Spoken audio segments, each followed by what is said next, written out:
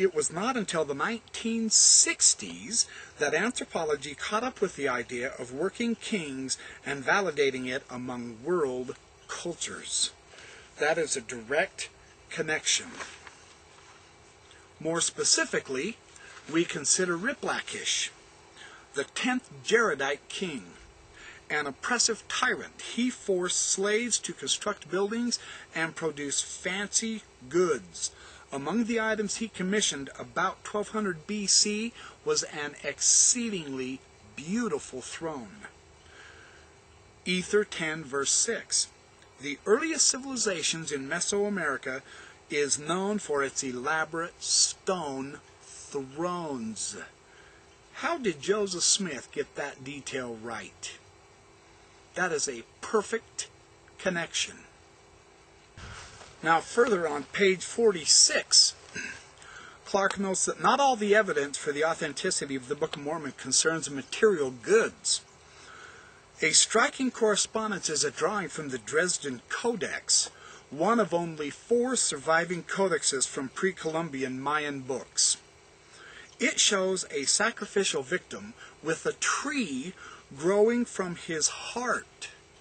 This is a literal portrayal of the metaphor preached in Alma chapter 32. Other Mesoamerican images depict the tree of life. The Book of Mormon's metaphors make sense in the Mesoamerican world. New studies are coming out on these metaphors that are in pre-Columbian Mesoamerica and in the Book of Mormon. On page 46, Sorensen talks about timekeeping and prophesying. A correspondence that has always impressed me involves prophecies in 400-year blocks. The Maya were obsessed with time, and they carved precise dates on their stone monuments that began with the count of 400 years, an interval called a Baktun. Each Baktun was made up of 20 Katuns, or 20-year segments, an extremely important 20-year interval. If you permit me some liberties with the text, let's read the Book of Mormon with the Mesoamerican language.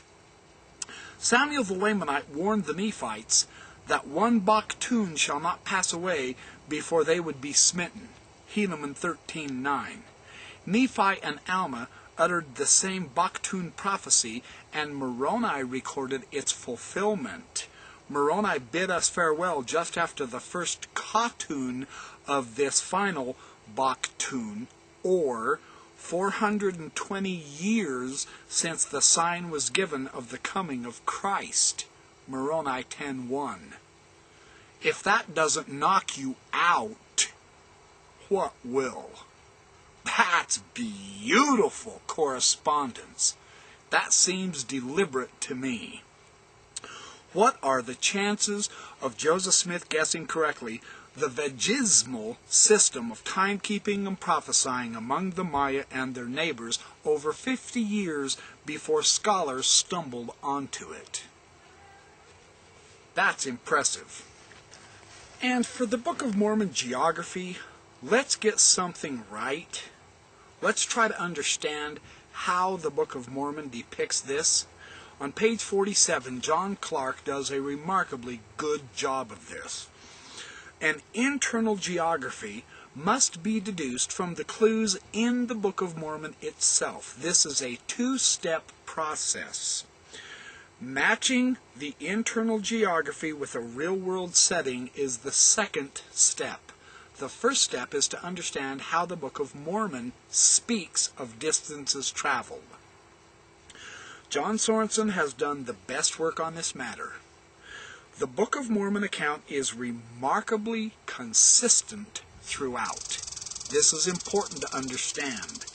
Nephite lands include a narrow neck between 2 seas and lands northward and southward of this narrow neck. The land southward could be traversed on foot with children and animals in tow in about 30 days. Or it could not have been much longer than 300 miles. That's based on what the Book of Mormon says. The 3,000 miles required for the two-hemisphere geography is off by 1 order of magnitude. Nephite lands were small and did not include all of the Americas or all of the peoples. The principal corollary of a limited geography is that Book of Mormon peoples were not alone on the continent. Therefore, to check for correspondences, one must find the right place and peoples. It is worth noticing that anti-Mormons lament the demise of the traditional continental correlation because it was so easy to ridicule. The limited scriptural geography is giving them fits. That makes it worth looking at right there, as far as I'm concerned. Page 48. Sorensen argues that the Book of Mormon lands and peoples were in Central America and southern Mexico, the area known as Mesoamerica. We notice that the configuration of lands, seas, mountains, and other natural features in Mesoamerica are a tight fit with the internal requirements of the text. Were you aware of that? Everything seems to match down in Mesoamerica. It doesn't in New York. It's important to stress that finding any sector in the Americas that fits the Book of Mormon specifications requires dealing with hundreds of mutually dependable variables, or dependent variables. So rather than counting a credible geography as one correspondence, it actually counts for several hundred. That's important. The probability of guessing reams of detail all correctly is 0. Joseph Smith did not know about Central America before reading Stephen's Incidents of Travels in Central America, and he didn't know where the Book of Mormon lands were, so a Book of Mormon geography correlation becomes compelling evidence that he didn't write the book. All of the mountains, the seas, the rivers, the ups and downs, the highlands and lowlands, and the narrow neck fit in Mesoamerica. How on earth could the Book of Mormon do that if it was just an imaginary tale in Joseph Smith's mind? You must read John Sorensen's materials on this. He has been slighted by the critics, and too many people are listening to the critics. My question is, can he be refuted? Diane Matheny recently tried in Brent Lee Metcalf's New Approaches to Book of Mormon Study, and John Sorensen just decimated her argument.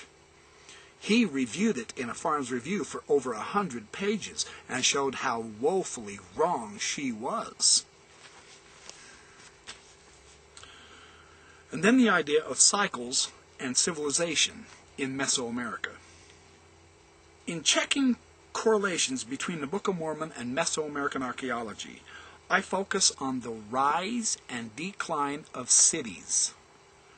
The earliest known Olmec city was up and running by 1300 BC, and it was preceded by a large community dating back to 1700 BC. Most Olmec cities were abandoned by 400 BC, probably under duress. In eastern Mesoamerica, Olmec civilization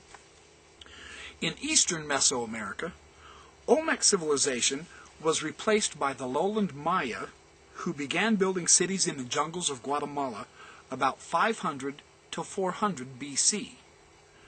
As with Olmec civilizations, Maya civilization experienced peaks and troughs of development with a mini collapse about AD 200. In short, the correspondence between the Book of Mormon and cycles of Mesoamerican civilization are striking. Now, even the time frame of when cities developed, when they were powerful, and when they fell is beginning to correlate with the Book of Mormon timing.